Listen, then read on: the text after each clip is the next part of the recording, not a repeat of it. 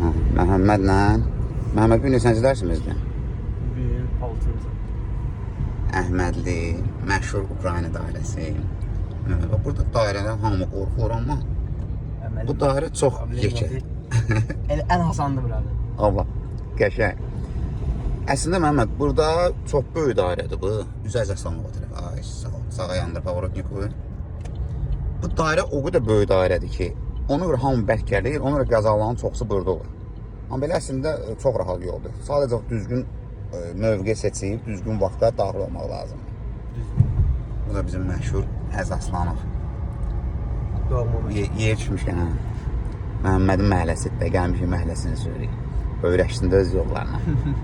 Rahatdır ya Məhəmməd. Qəşəng. O bütün yerlərdə sürətləri salbar aşağı, şəhərin çox yerlərində əslində düz əliblər. Burada görürsən, hamısını 50 qoyurlar. Şəhərin çox yerlərində sürətləri salbar 50-yə. Onsuz da burada bək sürməyin heç yeri yoxdur. Çünki çox dardır və metronun çıxışıdır.